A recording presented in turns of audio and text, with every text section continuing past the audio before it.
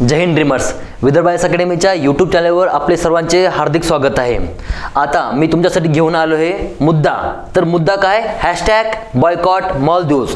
आता हा हॅशटॅग चर्चेमध्ये येण्याचं रिझन काय आहे तर भारताचे पंतप्रधान श्री नरेंद्र मोदीजी हे 2 दिवसाच्या म्हणतो आपण एक प्रकारे लक्षद्वीपच्या दौऱ्यावर गेले होते आणि त्या दौऱ्यावर गेले असताना त्यांनी तेथे काही फोटोशूट केले आणि ते फोटोशूट त्यांनी त्यांच्या ट्विटर हँडलवर शेअर केले आणि ट्विटर हँडलवर शेअर केल्यानंतर मालदीव मधील म्हणू शकतो की एक महत्त्वाची व्यक्ती म्हणजे मंत्री असणारी एक व्यक्ती, त्या मंत्रीने काय केलं आहे, नरेंद्र मोदीजी यांच्या फोटोशूटवर एक म्हणू शकतो अपमानास्पद असं ट्विट केलेलं आहे आणि सोबतच इतर काही व्यक्तीने सुद्धा त्या ट्विटला दुजोरा दिला आहे. यामुळं भारतातील संपूर्ण म्हणू शकतो लोकसंख्येचं एक प्रकार काय गेलेलं आहे, मन दुखवलं गेलं असल्यामुळं हा ट्विटरवर हॅशटॅग आपण म्हणू शकतो बॉयकॉट मालदीव हा मुद्दा चर्चेमध्ये आलेला आहे. ठीक आहे. तर तुम्हाला याविषयीचे आणखी जे मुद्दे आहेत ते तुम्हाला सांगणार की जो लक्षद्वीप आहे तो लक्षद्वीप विषयी आपण थोडीशी हिस्ट्री पाहणार आहे. त्यानंतर मालदीव विषयी तुम्हाला महत्त्वाचे मुद्दे सांगणार आहे. ठीक आहे. तर तत्पूर्वी एक पॉईंट पहा की मालदीवमध्ये काही चर्चेत येणारे कारण जे आहेत त्या चर्चेत येण्याच्या कारणामध्ये आणखी काही कारण होते मालदीव चर्चेत येण्याचे. त्यामधलं एक कारण होतं म्हणजे जे मालदीवचे आता सध्याचे प्रेसिडेंट आहेत म्हणजे पंतप्रधान आपण म्हणू शकतो किंवा राष्ट्राध्यक्ष म्हणू शकतो ते एक प्रकारे भारत विरोधी भूमिका घेताना दिसतात. तर त्यांच्याविषयी आपण थोडक्यात पाहणार आहे. तर मालदीव विषय पाहत असताना 3 मुद्दे महत्त्वाचे आहेत. त्यामध्ये महत्त्वाचा मुद्दा म्हणजे इंडो पॅसिफिक क्षेत्र.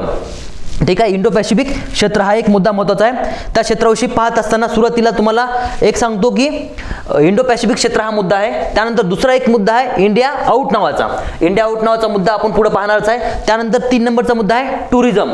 या 3 मुद्द्यावर आधारित म्हणू शकतो हे सध्याचा ट्विटर ट्रेंड जो आहे एक प्रकारे चर्चेला येत आहे आणि त्यामुळे ह्या चर्चेचं खूप महत्त्व ठरणार आहे. तर तत्पूर्वी आपण पाहूया इंडो पॅसिफिक क्षेत्र नेमकं काय आहे. तर इंडो पॅसिफिक क्षेत्रामध्ये तुम्हाला माहित असेल की चायना हा देश एक प्रकारे आपलं स्वतःचं वर्चस्व ठेवण्याचा प्रयत्न करत आहे. तर तो वर्चस्व कशा प्रकारे ठेवत आहे. उदाहरणामध्ये त्यानं श्रीलंकामध्ये एक हम्बन बोटा नावाचं किंवा हम्बन बेटा नावाचं एक जे आपण म्हणू शकतो बंदर होतं ते बंदर डेव्हलप करण्यासाठी श्रीलंकेला 99 वर्षाचं कर्ज काहीतरी दिलं होतं. ठीक आहे. कर्ज 99 वर्षाच्या लीजवर काहीतरी कर्ज देण्यात आलं होतं आणि त्या देशानं ते कर्ज फेडलं गेलं नाही. त्यामुळे तो देश एक प्रकारे चायनाच्या काय झाला वर्चस्वाखाली यायला लागला. त्यानंतर आजूबाजूचे काही देश उदाहरणामध्ये आपण म्हणू शकतो नेपाळ, भूतान यासारखे देश, बांगलादेश यासारखे देश या देशांना आणि पाकिस्तान सारख्या देशांना चायना काय करतोय कर्ज देत आहे आणि स्वतःचं वर्चस्व त्या ठिकाणी राखण्याचा प्रयत्न करत आहे. त्यामुळं ह्या इंडो पॅसिफिक क्षेत्रामध्ये चायनाचं वर्चस्व वाढत आहे आणि या वर्चस्वाला कुठेतरी तडा देण्यासाठी भारत सुद्धा काय करत आहे, आपलं सुद्धा वर्चस्व वाढवण्याचा प्रयत्न करत आहे. त्यामुळे भारत सुद्धा काय करते, मालदीव सारखे देश आपण म्हणू शकतो, बांगलादेश सारखे देश, नंतर भूतान सारखे देश, नेपाळ सारख्या देशांना काय करते मदत करताना दिसते. श्रीलंका सारख्या देशांना सुद्धा मदत करताना दिसते. त्यामुळे काय होतं की इथं चढाओढ चालू आहे की कोणता देश वर्चस्व गाजवणार आहे. ठीक आहे. तर या ठिकाणी तुम्हाला ध्यान ठेवा इंडो पॅसिफिक क्षेत्रामध्ये वर्चस्व ठेवण्यासाठी जो चायना प्रयत्न करतोय त्या चायनाला विरोध करण्यासाठी क्वाड कंट्रीज आलेले आहेत एकत्रित. आता क्वाड कंट्रीज नेमक्या कोणत्या आहेत हे सुद्धा एक्झाम मध्ये विचारलेलं आहे. तर क्वाड कंट्रीज मध्ये पहा अमेरिका, जपान, ऑस्ट्रेलिया आणि इंडिया ह्या 4 कंट्रीज एकत्रित येऊन एक प्रकारे जे चायनाचं वर्चस्व आहे ते मोडू पाहण्याचा प्रयत्न करत आहेत.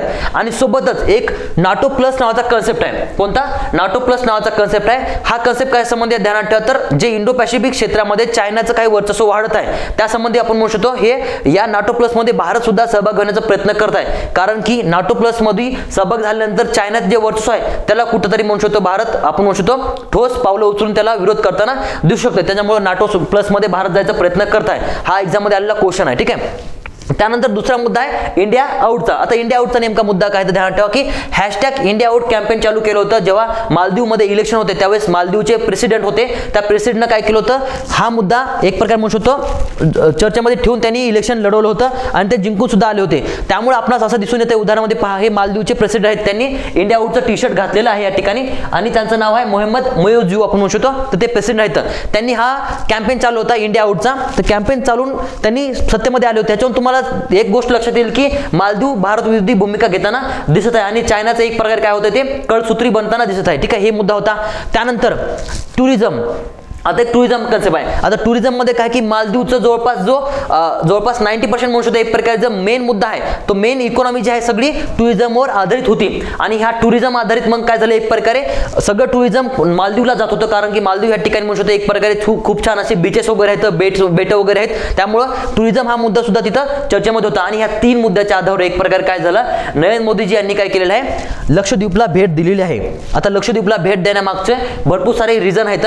त्या रिझन मध्ये म्हणू शकतो एक आपण तुम्हाला उदाहरण सांगतो की मालदीवमध्ये फक्त एकच लोकसभेची सीट आहे आणि त्या ठिकाणी सुद्धा नॅशनल काँग्रेस पार्टीचा एकच आमदार त्या ठिकाणी आहे, कारण की लक्षद्वीपमध्ये जी सीट आहे ती अनुसूचित जमातीसाठी राखीव असते. ती आपण पुढे पाहणार आहे त्याविषयी. तर मालदीवमध्ये जे पर्यटक जात होते, ठीक आहे, मालदीवमध्ये जे पर्यटक जात होते आणि मालदीवची जी एक प्रकारे इकॉनॉमी टुरिझमवर आधारित होती, त्या टुरिझमला धक्का देण्यासाठी इनडायरेक्टली काय केलं, नरेंद्र मोदीजी यांनी लक्षद्वीपला भेट दिली आपण म्हणू शकतो. आणि मोदीजी ॲज अ ब्रँड लक्षद्वीपला त्यांनी भेट दिली आणि एक प्रकारे भेट दिल्यामुळे तुम्हाला माहित असेल की संपूर्णतः मालदीवची अर्थव्यवस्था ढासळली गेली आहे आणि जे मालदीवला जाणारे लोक होते त्यांनी आपले संपूर्ण फ्लाईट सुद्धा म्हणू शकतो, हॉटेल बुकिंग सुद्धा कॅन्सल केलेली आहे. आणि फक्त नरेंद्र मोदीजींनी यांनी काय केलं, 2 दिवसामध्ये जाऊन काही फोटोशूट यूट्यूब म्हणू शकतो, नंतर इंस्टाग्राम म्हणू शकतो किंवा इतर ठिकाणी त्यांनी शेअर केल्यामुळे काय म्हणू शकतो, ट्विटर संबंधित काही फोटो शेअर केल्यामुळे संपूर्ण लोकांचं लक्ष कुठं वळलेलं आहे, लक्षद्वीपकडे. कारण की जो मालदीवचा मेन बेस होता तोच बेस मोडून एक प्रकारे इंडियानं इनडायरेक्टली काय केलं, आपलं लक्ष साध्य केलेलं आहे, तुम्हाला दिसून येते. मग ध्यानात ठेवा, आता जो मुद्दा आहे मोदीजी ॲज अ ब्रँड. आता मोदीजी ॲज अ ब्रँड मध्ये तुम्हाला माहित असायला पाहिजे की मोदीजी काय करत आहेत की आपलं जे नाव आहे ते नाव एक प्रकारे यूज करतात कशासाठी, तर जे महत्वाचे ठिकाण आहेत ते ठिकाणं प्रसिद्ध करण्यासाठी म्हणू शकतो एक प्रकारे आपलं नाव यूज करताना दिसत आहेत. त्यानंतर तुम्हाला माहित असेल की जम्मू काश्मीरमध्ये सुद्धा नरेंद्र मोदीजी गेले होते. त्या ठिकाणी ट्युलिप गार्डन आहे. ट्युलिप नावाचं एक सुंदर असं फुल आहे, तर ते फुलाचं एक गार्डन आहे कुठं, जम्मू काश्मीरमध्ये. आणि त्या ठिकाणी भेट दिल्यानंतर नरेंद्र मोदीजी यांनी काय केलेलं आहे, आपण म्हणू शकतो तिथले फोटोशूट टाकलेले आहे आणि त्यामुळे त्या ठिकाणी भरपूर सारी पर्यटकांची गर्दी वाढलेली आहे. आणि त्यानंतर उदाहरणामध्ये जसं लक्षद्वीपमध्ये पण सुद्धा काय झालं, आता बुकिंग खूप मोठ्या प्रमाणात वाढताना दिसत आहे. त्यानंतर नरेंद्र मोदीजी ज्या ठिकाणी जातात त्या ठिकाणातील ट्रॅडिशनल ड्रेस वेअर करताना दिसतात, ट्रॅडिशनल कपडे वेअर करताना दिसतात, सोबत त्यांची ट्रॅडिशनल टोपी सुद्धा वेअर करताना दिसतात. हे सुद्धा एक हस्तकला कारागिरासाठी ते म्हणू शकतो ब्रँड अँबॅसेडर म्हणून काम करताना दिसतात.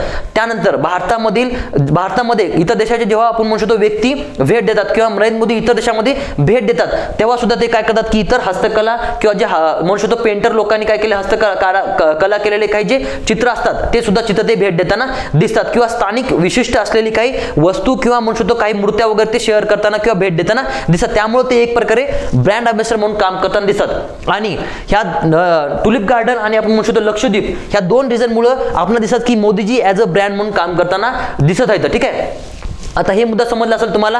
तर तत्पूर्वी तुम्हाला लक्षद्वीपचं जे ब्रँडिंग केलं आहे त्याने इनडायरेक्टली, तर ते ब्रँडिंग केल्यामुळे आपण थोडंसं तुम्हाला लक्षद्वीपची जर मॅप कुठं आहे, मॅपमध्ये कुठं आहे लक्षद्वीप तो आपण थोडक्यामध्ये पाहणार आहे. आणि लक्षद्वीपची हिस्ट्री सुद्धा आपण थोडक्यामध्ये पाहणार आहे की लक्षद्वीप नेमकं काय आहे, तिथं कोणत्या समुदायाची लोकसंख्या सर्वाधिक आहे, सगळ्या गोष्टी आपण तिथे पाहणार आहे. ठीक आहे, तत्पूर्वी पहा, हा भारताचा नकाशा आहे. ठीक आहे, नंतर आपण नकाशामध्ये तुम्हाला दिसून येतं की ह्या ठिकाणी लक्षद्वीप आहे. जवळपास आपण म्हणू शकतो ह्या इथून इकडे गेल्यानंतर मेन पॉईंटवर आपण म्हणू शकतो लक्षद्वीप आहे, हे बेट आहे लक्षद्वीपचं. ठीक आहे, हे दिसून येत असेल तुम्हाला. त्यानंतर त्याच्या खाली मिनिकॉय आयलँड आहेत आणि याच्या खाली हा मालदीव देश आपल्याला दिसून येतो. ठीक आहे, तर हे लक्षद्वीपमध्ये जवळपास 36 बेटांचा समावेश आहे. किती बेटांचा? 36 बेटांचा समावेश आहे कुठं, लक्षद्वीपमध्ये. आणि त्यामधील फक्त 35च बेटं तुम्हाला दिसून येतात, कारण की एक जे बेट आहे ते एक बेट त्या ठिकाणी आपणास म्हणू शकतो समुद्राखाली बुडलेलं आहे. आता लक्षद्वीपमध्ये जाण्यासाठी काही भरपूर सारे म्हणू शकतो बंधनं सुद्धा आहेत, कारण की फक्त कोची या एकाच ठिकाणाहून काय होतंय त्या ठिकाणी तुम्हाला जाता येते. एकतर तुम्हाला जहाजानं जावं लागेल किंवा काही प्लेननं तुम्हाला तिथे जावे लागेल. म्हणजे काही बंधन असल्यामुळे पण सुद्धा तिथलं टुरिझम डेव्हलप झालं नाही आणि तिथले काही सुविधा सुद्धा डेव्हलप करायच्या आहेत, त्यामुळे तिथलं टुरिझम डेव्हलप झालं नाही. परंतु आता ह्या ठिकाणचं तुम्हाला टुरिझम डेव्हलप होताना दिसतंय. ज्या प्रकारच्या सिमिलॅरिटीज म्हणू शकतो मालदीवमध्ये आहेत, सेम सिमिलॅरिटीज तुम्हाला लक्षद्वीपमध्ये सुद्धा दिसतात. त्यामुळे जे भारतातील काही बीचेस आहेत, उदाहरणामध्ये लक्षद्वीप घ्या, सिंधुदुर्गचा किनारा घ्या, रत्नागिरीचा किनारा घ्या, ह्या किनाऱ्यावर समजा आपल्याला काय करायचं आहे, आपले टुरिझम वाढवायचं आहे. त्यामुळे टुरिझम वाढवल्यामुळे काय होणार, एक प्रकारे भारताची इकॉनॉमी ग्रोथ व्हायला मदत होणार आहे. तर हे तुम्हाला मालदीव समजलं असेल. तर मालदीव विषयी आपण थोडक्यात आणखी थोडीशी हा लक्षद्वीप तुम्हाला समजलं असेल तर तुम्हाला लक्षद्वीप विषयी थोडीशी माहिती सांगणार आहे समोर जाऊन. पहा,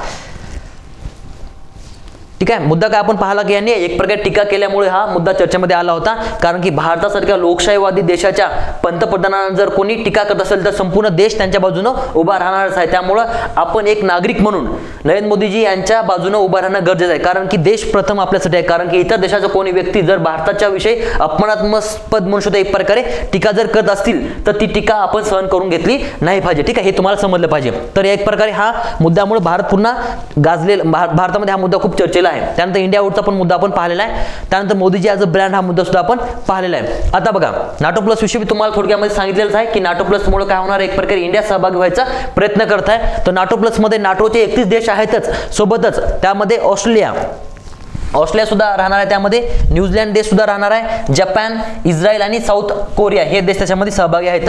तर हा एक गट आहे, ध्यानात ठेवा. आणि पुढे भारत सुद्धा सहभागी होण्यासाठी प्रयत्न करतच आहे. त्यानंतर आपण पुढचा मुद्दा पाहूया थोडक्यामध्ये, लक्षद्वीप. तर लक्षद्वीप विषयी पाहत असताना तुम्ही ध्यानात ठेवा की लक्षद्वीप हा भारतातील सर्वात लहान केंद्रशासित प्रदेश आहे. याचं फक्त नाम मात्र म्हणू शकतो 32 चौरस किलोमीटर काय आपण म्हणू शकतो त्याचं क्षेत्र आहे, हे एवढं ध्यानात ठेवायचं तुम्हाला. त्यानंतर या बेटावर पूर्वी एक तुम्हाला मुद्दा माहित असायला पाहिजे की या बेटावर पूर्वी हिंदू समुदायाचं आणि बौद्ध समुदायाचं काय म्हणू शकतो अनुयायी होते. ठीक आहे, ह्या ठिकाणी मुख्यतः काय होतं, हिंदू समुदाय आणि बौद्ध समुदाय त्या ठिकाणी वास्तव्यात होता, हे तुम्हाला ध्यानात असायला पाहिजे. त्यानंतर सध्या काय झालं, ह्या ठिकाणी इस्लाम समुदाय म्हणू शकतो एक प्रकारे मुस्लिम समुदायाचे जवळपास 64,000, ठीक आहे, इथं 62,000 दाखवले आहेत, परंतु 64,000 प्लस लोकसंख्या आहे त्या बेटाची. तर त्या ठिकाणी मुस्लिम समुदाय 62,000 लोकसंख्या तुम्हाला दिसून येते, इथं समुदाय तुम्हाला 2,000 पर्यंत दिसते आणि एकूण 64,000 इतकी लोकसंख्या तुम्हाला कुणाची दिसते, लक्षद्वीपची दिसते. आता याविषयी आपण पाहणार की नेमका त्या ठिकाणी इस्लाम समुदाय कशा प्रकारे डेव्हलप झालेला आहे, तर त्याविषयी आपण थोडक्यात माहिती पाहणार आहे. तर पहा, तर त्या ठिकाणी बघा, लक्षद्वीप महत्त्वाचं म्हणजे मुस्लिम बहुल क्षेत्र आहे. त्या ठिकाणी लोकसंख्या आपण पाहिले मुस्लिम समुदायाची 96% आहे, परंतु या बेटावर पूर्वीपासून इस्लाम, बौद्ध आणि हिंदू धर्माचे प्राबल्य नव्हते. परंतु इस्लामची ओळख 631 ईसापूर्व उबैदुल्ला यांनी केलेले आहे. कुठं, लक्षद्वीप या बेटावर उबैदुल्ला यांनी इस्लामची ओळख केली. तत्पूर्वी हिंदू समुदाय आणि बौद्ध समुदाय मुख्यतः होता. त्यानंतर बघा, इस्लामच्या आगमनाविषयी एक स्टोरी सांगितली जाते, ती म्हणजे चोळ राजा होता, चोळ राजा चेरामन पेरुमल यांनी 1825 मध्ये काय झालं, एक प्रकारे इस्लामचा स्वीकार केला होता असं सांगितलं जाते. कारण की अरबस्थानशी संपर्क आणि व्यापारामुळे त्याच्यावर आणि या बेटावरील लोकांवर काय म्हणू शकतो इस्लामचा काही प्रमाणात प्रभाव पडला होता. आणि त्या राजाने इस्लामचा प्रभाव केल्यामुळे काय म्हणू शकतो स्वीकार केल्यामुळे एक प्रकारे इस्लामीकरण व्हायला सुरू झाली होती या ठिकाणी. त्यानंतर शेवटचा चेरा राजा होता, चेरामन पेरुमल याने काय केले, या बेटावर प्रथमतः काय केलं, मानव वस्ती आणायला सुरुवात केली, ध्यानात. आणि ह्या ठिकाणी महत्त्वाचे काही बेट आहेत, जसं अमिनी, नंतर कल्पेनी, अंधारोत आणि कौरत्ती आणि अगट्टी काही बेट आहेत, हे ध्यानात ठेवायचे तुम्हाला. तर ह्यामध्ये मग हळूहळू काय झालं की नंतर पुढे ध्यानात ठेवा की मग पोर्तुगीजांनी काही दिवस काय केलं, लक्षद्वीपवर राज्य केलेलं आहे, ध्यानात ठेवायचं. नंतर टिपू सुलतान सुद्धा काय केलं, ह्या ठिकाणी काही बेटावर आपलं राज्य केलं होतं. नंतर हळूहळू इंग्रजांनी काय केलं, तो बेट आपल्या हस्तगत केलेला आहे. नंतर स्वातंत्र्य मिळाल्यानंतर 1956 मध्ये भाषेच्या आधारावर ते भारताच्या मद्रास प्रेसिडेन्सीमध्ये विलीन झाले, ध्यानात ठेवा. त्यानंतर ते केरळमध्ये समावेश झालेलं आहे.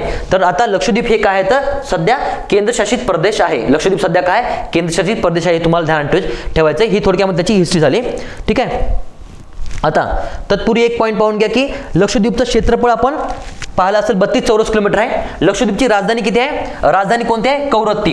आणि सगळ्यात मोठं शहर सुद्धा कोण आहे, कवरत्तीच आहे, तुम्हाला ध्यानात ठेवायचं आहे. सगळ्यात मोठं शहर सुद्धा कवरत्ती आहे. आणि लक्षद्वीपमध्ये जिल्हे किती आहेत, एकूण एकच जिल्हा आहे, ठीक आहे. आणि लोकसंख्या या ठिकाणी वेगवेगळी दाखवली आहे, तर 64,000 समथिंग लोकसंख्या आहे, हे तुम्हाला ध्यानात ठेवायचं आहे. 64,000 प्लस लोकसंख्या आहे, तर हे ध्यानात ठेवा. नंतर मुख्यतः भाषा कोणती बोलली जाते, तर मल्याळम ही भाषा बोलली जाते, मल्याळम ही भाषा बोलली जाते. आणि तिथे राज्यपाल कोण आहेत, तर BV सिल्वराज हे त्याचे राज्यपाल आहेत. आणि लक्षद्वीपची स्थापना कधी झाली, 1 नोव्हेंबर 1956ला. 1 नोव्हेंबर 1956ला आपणास लक्षद्वीपची स्थापना दिसाय. थोडक्यामध्ये लक्षद्वीप विषयी आपण पाहिलेला आहे.